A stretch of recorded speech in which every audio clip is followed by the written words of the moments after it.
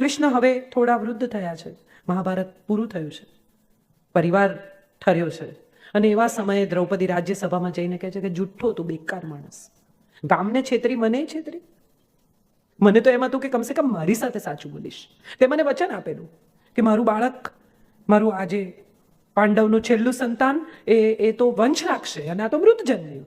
જુઠ્ઠો, બહુ બેકાર માણસ તું. બધું સાંભળે છે. રાજ્યસભાની વચ્ચે દ્રૌપદીનો ક્રોધ, એનો આક્રોશ, એનું આક્રંદ, કૃષ્ણને જે કંઈ કહે છે તે બધું એ સાંભળે છે. ને પછી ઊભા થાય છે અને એની સાથે સૂતાગારમાં જાય છે, ડિલિવરી રૂમમાં, જ્યાં પુરુષ કદી ન જાય. ત્યાં જઈને હાથમાં પાણીની અંજલિ લે છે અને ફરી 6 શ્લોકો બોલે છે. આ 6 શ્લોક બહુ રસપ્રદ છે. પહેલો શ્લોક એમ કે છે કે મેં જો હંમેશા પાંડવોનું શ્રેય કર્યું હોય તો બાળક જીવતું થાય. મેં પાંડવોના શ્રેયમાં જગતનું શ્રેય જોયું હોય તો બાળક જીવતું થાય. મેં હંમેશા સુરાજ્યનું સ્વપ્ન જોયું હોય તો બાળક જીવતું થાય. મેં સ્વયં માટે કશું ન કર્યું હોય તો બાળક જીવતું થાય. અને છેલ્લું, મેં કદી સ્વાર્થથી કંઈ ન કર્યું હોય તો બાળક જીવતું થાય. ને છેલ્લો શ્લોક, છઠ્ઠો, કે મેં જીવનભર બ્રહ્મચર્યનું પાલન કર્યું હોય તો બાળક જીવતું થાય. પરીક્ષિત રડે છે, મૃત અનાઉન્સ થઈ ગયેલું બાળક રડે છે. બહુ સુંદર શ્લોક છે. કૃષ્ણ દ્રૌપદીની સામે જુએ છે, એની આંખોમાં ફરિયાદ છે, ઉપાલંબ છે કે તું બાકી તો જવા દે. You did not believe me, forget about it, I don't want to talk to you. કેટલી પીડા હશે. તમે વિચારો કે જે વ્યક્તિને અનકન્ડિશનલ એને જીવનભર મદદ કરી છે, એ વ્યક્તિ જ્યારે આવીને એમ કે તું જુઠ્ઠો છે અંત સમયે, કેટલું બધું ખરાબ લાગ્યું હશે. આઈ એમ શ્યોર. કૃષ્ણની હરિવંશની કથાઓમાં પીડા છે. કૃષ્ણ કંઈ હંમેશા ખુશખુશાલ ડાન્સિંગ ગોડ, મ્યુઝિક ગોડ નથી રહ્યા. એણે પણ ખૂબ પીડા જોઈ છે, યાદવાસ્થળી જોઈ છે. પોતાની નજર સામે પહેલો ઘા સાત્યકી પર, એનો પોતાનો મિત્ર, જેની સાથે જીવનભર એક દોસ્તી રહી, એવા માણસ ઉપર તમારે ઘા કરવો પડે. કેટલી પીડા, કેટલી પીડામાંથી પસાર થયા હશે. તો દુઃખી થઈને જતા રહે છે ત્યાંથી. અને એમના ગયા પછી સત્યભામા પૂછે છે કે આ બ્રહ્મચર્યનું શું કહી ગયા? હું સમજી નહીં. આટલી પત્નીઓ, આટલા પુત્રો, આટલા પ્રપૌત્રો, અને ત્યારે દ્રૌપદી આંખોમાં અશ્રુ સાથે જવાબ આપે છે કે કૃષ્ણના એક પણ લગ્ન સ્નેહ લગ્ન નથી, એના બધા દેહ લગ્નો છે. સ્નેહ તો ક્યાંક બીજે જ વસે છે. આ પીડા સાથે આખી જિંદગી જીવવું અને છતાં કમ્પ્લેન ન કરવી, એ કૃષ્ણ પાસેથી શીખવાનું છે. તમે કોકને અમસ્તાએ પૂછો ને કે કેમ છો, તો સવારે ઉલટી થઈ ત્યાંથી ચાલુ કરે. અરે ભાઈ, હું તમને કહું, મારી તો તબિયત એટલી બગડી ગઈ, મને તો આમ થયું, ગરમી, કોકને ગરમી બહુ. હમણાં તો કેટલા લોકોને હું જોઉં છું, ભગવાન ઉપાડી લે, બહુ ગરમી. અરે તો ઉપર ઠંડક છે એવું કોઈ પ્રોમિસ છે? આ ગરમી ઉપરથી જ આવે છે, ઉપર કદાચ વધારે હશે. સૂર્યની પત્ની સંજ્ઞા એના પોતાના પતિના તાપથી ભાગી છૂટે છે અને પોતાની જ બેન છાયાને સોંપી જાય છે કે રાખો. અને એ છાયાને 3 સંતાનો થાય છે, યમ, યમુના અને શનિ. અને યમુના ધ્રુજ્યા કરે છે, કોન્સ્ટન્ટ થરથરતી છે પિતાના ક્રોધથી. અને એ યમુનાને જ્યારે ઋષિઓને પોતાની યમુનાનો તાપ બહુ અસહ્ય થઈ જાય છે, ત્યારે કહે છે કે હું તો મારા ભીતરના તાપથી બળું છું. આ ભીતરના તાપથી બળતી યમુના, જ્યાં એને ગૌતમ ઋષિ કહે છે કે હું તને આશીર્વાદ આપું છું કે જ્યારે કૃષ્ણ અવતાર લેશે અને જ્યારે એના અંગૂઠાનો તને સ્પર્શ થશે ત્યારે તને શાતા મળશે. સાહેબ, જેના અંગૂઠાના સ્પર્શથી શાતા થાય, એ આમ હડપચી પકડીને ઊંચી કરે તો કેટલી શાતા વળી હશે ભીતર ક્યાંક. કેટલું બધું બદલાઈ ગયું હશે એક સેકન્ડમાં અંદર.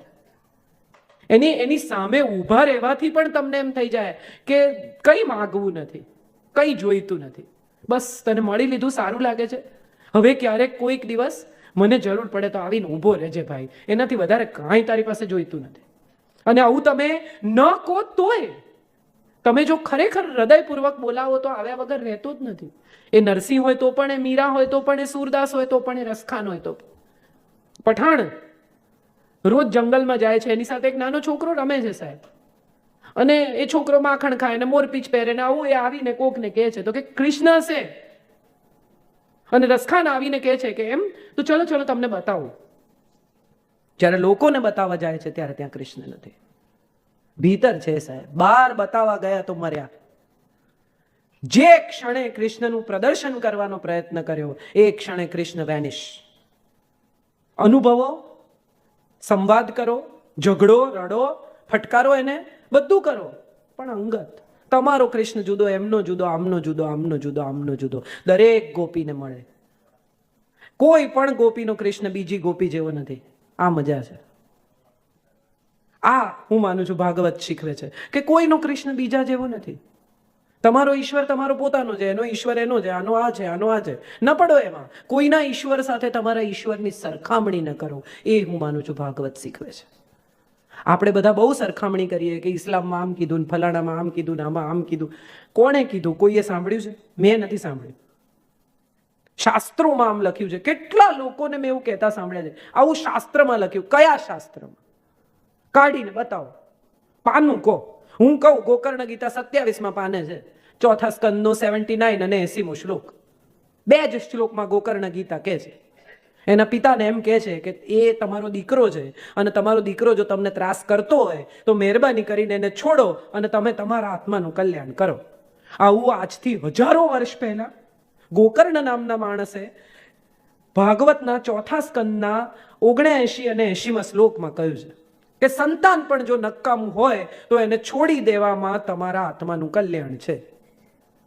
હમણાં અહીંથી વૃદ્ધાશ્રમની વાત કરી વિજયભાઈએ. મારે તો એક એ પણ વાત કહેવી છે કે વૃદ્ધાશ્રમમાં રહેવું એ કોઈ બહુ દયનીય, અસહ્ય, બહુ પીડાદાયક પરિસ્થિતિ નથી. શેને માટે આપણે એને દયનીય, અસહ્ય પરિસ્થિતિનું સ્વરૂપ આપીએ છીએ? કોઈક વાર એવું થાય કે બધા જ સંતાનો વિદેશ રહેતા હોય અને માં અહીંયા એકલી રહેતી હોય, એને બદલે કોઈ સારા 5 સ્ટાર વૃદ્ધાશ્રમમાં રહેતી હોય તો એને એની ઉંમરના લોકોની કંપની મળે, એને ડોક્ટર મળે, એને 4 લોકો સાથે વાત કરવાની તક રહે. શું કામ આપણે એવું વિચારીએ છીએ કે વૃદ્ધાશ્રમ ખરાબ જ હોય, છોકરા કાઢી જ મૂકે? આવું કંઈ હોતું નથી. આ બધા મન સાથે જોડાયેલા વહેમો છે. મને એવું લાગે છે કે જેને જે ગમે ને એ પ્રમાણે જીવે એવી તક જો મળે તો માનવું કે સુખી છે. આ સાદો હિસાબ છે જિંદગીનો. તમને શું ગમે છે? તમને સંગીત સાંભળવું ગમે છે અને તમારી પાસે 4 મ્યુઝિકના કાર્યક્રમ છે મહિનાના અંતે, સાહેબ તમે સુખી છો. તમને સારું ખાવાનું ભાવે છે, નવી રેસ્ટોરન્ટ ખુલી છે, તમારા 4 મિત્રો છે, તમને કહે છે ચાલો જઈએ, તમે જઈ શકો છો, ખાઈ શકો છો, પચી જાય છે, સાહેબ તમે સુખી છો. સુખી હોવું હમણાં બહુ સરસ. એક દિવસ જુનાગઢ ગઈ હતી તો ભીખુદાનભાઈને મેં પૂછ્યું, મેં કીધું તમારા હિસાબે સુખ શું? ભીખુદાનભાઈ બહુ જબરદસ્ત વાત કરી. ભીખુદાનભાઈ જ્ઞાની, અત્યંત જ્ઞાની અને બહુ રસપ્રદ વ્યક્તિત્વ છે. બહુ સરસ વાત કરી ભીખુદાનભાઈએ કે તમારી પાછળ પોલીસ ન દોડતી હોય અને તમે ડોક્ટરની પાછળ ન દોડતા હો તો માનવું કે તમે સુખી છો. આનાથી વધારે સુખની કોઈ વ્યાખ્યા જ નથી. કોકના ફોન તમારે ન ઉપાડવાના, કોકના ઉપાડવાના, નંબરો બદલવાના, વળી કોક તમને મળી જાય તો કે અરે બાપરે આને મળ્યો એટલે પેલાને કહેશે તો પેલાને કહેશે લાવો ભાગો અહીંથી. આવું કંઈ ન કરવું પડે. તમે સૌને આનંદથી મળી શકો. અને સાંજના છેડે તમારા 3 ડોક્ટરને, પણ ડોક્ટરની બી એક મજા છે, મને બહુ ગમે છે. ડોક્ટર અને વકીલ આ 2 જણા કદી પરફેક્ટ થાય જ નહીં. એ જીવનભર પ્રેક્ટિસ કરે અને પ્રેક્ટિસ આપણા ઉપર કરે. દર વખતે એક નવો પેશન્ટ, એની નવી પ્રેક્ટિસ. અને આ નવી પ્રેક્ટિસની મજા શું કે કોઈ દિવસ ક્યારેય તમને ખાતરીપૂર્વક એમ ન કહી શકે કે તમે સાજા થઈ જશો કે તમે કેસ જીતી જશો. We will try. બહુ સારો હોય તો કે we will try our best. પણ કોઈ તમને એમ કે થઈ જશે તો એવો એક જ છે, એ તમને એમ કે આવ્યો ને જા કરી દઈશ, 100% કરી દઈશ, તું ચિંતા ન કર, તારું કામ થઈ જાય, તું સુઈ જા ઘેર જઈને. કેટલા દાખલા. મિત્ર છે સુદામા, દોસ્ત એકદમ પાક્કો, કોઈ દિવસ ગયો નહીં. એક દિવસ પત્નીએ કહ્યું ભાઈ તું જા, ભાઈ તું જા. તમે વિચારો કેટલી કેટલી મજાની જિંદગીઓ હોય છે જગતની. શૈલેન્દ્ર, રાજ કપૂરના આટલા સારા લિરિક રાઇટર, રાજ કપૂરની ફિલ્મોના ઉત્તમ ગીતો હસરત જયપુરી અને શૈલેન્દ્રએ લખ્યા. શૈલેન્દ્રજી મુશાયરામાં કવિતાઓ વાંચે. રાજ કપૂર એક દિવસ મળવા ગયા અને એમણે જઈને કહ્યું કે મારી ફિલ્મો માટે લખો યાર. એ વખતે ગીતકાર અને કવિ 2 જુદા. ફિલ્મોના ગીતો ના લખે, બેકાર. કવિ એટલે મુશાયરામાં વાંચે, એનું સન્માન હોય, એને તાળીઓ મળે. ગીતકાર એટલે ફાલતુ પૈસા લઈને ગીત લખે. આવું આપણે ના પોસાય. એટલે શૈલેન્દ્રએ કહ્યું કે હોશ મેં આવો, મેં કવિ હું, ગીતકાર નહીં હું. ભલે રાજ કપૂરે એક કાર્ડ આપ્યું અને કહ્યું કે ભાઈ કોઈ દિવસ જિંદગીમાં જરૂર પડે, ઈચ્છા થાય, મળવાનું મન થાય તો આવજે. એ પછી શૈલેન્દ્રની જિંદગી વીતી. લગ્ન કર્યા કમલા નામની બહેન સાથે, જીવન ચાલ્યું, કોઈ બીજો સમસ્યા રહી નહીં. પણ પૈસા બહુ ખૂટે. પરિવાર, છોકરાઓ ધીમે ધીમે વધતું ગયું. મુંબઈ જેવું શહેર. પત્ની રોજ કહે કે પેલું કાર્ડ છે રાજ કપૂરનું, આટલું તમને કીધું પણ જતા નથી. આ સુદામાની પત્ની જેવી કે છે તું વારે વારે કે કૃષ્ણ ઓળખે છે, કૃષ્ણ ઓળખે છે, જા. શૈલેન્દ્રની પત્ની એ કે તું વારે વારે કે રાજ કપૂર આવ્યો તો, રાજ કપૂર જતો તો છે નહીં, ક્યાંકથી મળ્યું હશે કાર્ડ. એક દિવસ એમને પણ ચીડ ચડી, ઘરમાં બિલકુલ પૈસા નહીં.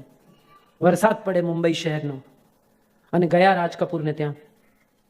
જઈને રાજ કપૂરને કહ્યું કે મેં આયા હું, આપને કહા થા કામ લેને કે લીએ. રાજ કપૂરે કહ્યું છે મારી ફિલ્મ પૂરી થઈ ગઈ છે, બરસાત, ટાઇટલ સોંગ બાકી છે, લખી શકે? કોશિશ કર सकता हूं, I will try my best. વકીલ જેવું. એટલે એણે કહ્યું અચ્છા ઠીક છે, લખ. બહાર બેસાડ્યા, ચા બા પીવડાઈ. ખૂબ વરસાદ, પેન્ટ વાળીને આવેલા, આટલું એટલું પાણી. બહાર બેસીને એણે લખ્યું, બરસાત મેં હમસે મિલે તુમ સજન, તુમસે મિલે હમ. કવિ કેવી સિચ્યુએશન્સમાંથી ગીત લખી શકે? પીડામાંથી પણ ગીત જન્મે. તીસરી કસમ બનાવી, પૈસા વૈસા ખતમ થઈ ગયા. પોતાના જ લોકો રખડાવે, પોતાના જ લોકો હેરાન કરે, પોતાના જ લોકો મદદ ન કરે. પૈસે ટકે તદ્દન ખુવાર થઈ ગયા. અને જે માણસને એમણે પ્રોડ્યુસર બનાવેલો, એના ઓફિસની બહાર બેસી રહ્યા. ખબર પડી કે અંદર શંકર જયકિશન બેઠા છે. 2.5 કલાક એમને બહાર બેસાડ્યા. આ એ જ લોકો કે જેની સાથે વર્ષો વર્ષ કામ કર્યું. હવે પૈસા નથી, કોઈ નથી. નીકળતી વખતે એક નાનકડી ચિઠ્ઠી લખી, પ્યુનને આપી કે શંકર કે જયકિશન બેમાંથી જે બહાર નીકળે એને આપી દેજે. ચિઠ્ઠીમાં શું લખ્યું? છોટી સી ये दुनिया पहचाने रास्ते हैं, तुम कभी तो मिलोगे, कहीं तो मिलोगे तो पूछेंगे हाल. આ મજા છે. તો સુદામા જેવો મિત્ર ત્યાં પહોંચે છે, માંગી શકતો નથી, પૈસા નથી, કશું નથી. પત્નીએ ધકેલ્યો છે, આવ્યો છે બિચારો, પણ કહી શકતો નથી કે મને પૈસા જોઈએ છે, મને કંઈક મદદ કર. આવું તો બોલાતું નથી મોઢામાંથી. અજાચક બ્રાહ્મણ છે. એની સામે એક બીજો દાખલો, દ્રોણ અને દ્રુપદનો. દ્રુપદ જાય છે દ્રોણ પાસે એક ગાય માંગવા, આવા મોટા રાજા પાસે એક ગાય, દીકરાને દૂધ પીવડાવવા. કઈ નથી જોઈતું. દ્રુપદ અપમાન કરે છે, કાઢી મૂકે છે. મહાભારતની શરૂઆત દ્રૌપદીના વસ્ત્ર ખેંચાયા કે દ્યુત રમાયું ત્યાંથી નથી થઈ. એટલું બધું અપમાન કરે છે દ્રોણનું ને કાઢી મૂકે છે. અને નીકળતી વખતે દ્રોણ નક્કી કરે છે કે હવે હું તને સમજાવું કે એક બ્રાહ્મણ શું કરી શકે. બ્રહ્મ તેજ છે, બ્રહ્મરંધ્ર અહીંયા છે. ગીતાના 15મા અધ્યાયનો પહેલો શ્લોક છે, ઉર્ધ્વ મૂલ અધ શાખા અશ્વત્થ પ્રાહુર્ય. માણસ એક જ એવું પ્રાણી છે કે જેના મૂળ ઉપર છે અને શાખાઓ નીચેની તરફ વિસ્તરેલી છે. બાકીના બધા આડા છે અથવા ઊંધા છે. એક જ એવું પ્રાણી જેના મૂળ ઉપર ને શાખા નીચે. આ બ્રહ્મરંધ્ર છે, આ બ્રહ્મ તેજ છે. બ્રહ્મચારી કોણ છે? જે બ્રહ્મ તેજનું પોતાના રોજિંદા જીવનમાં ચારણ કરે છે, પાલન કરે છે, એ બ્રહ્મચારી છે.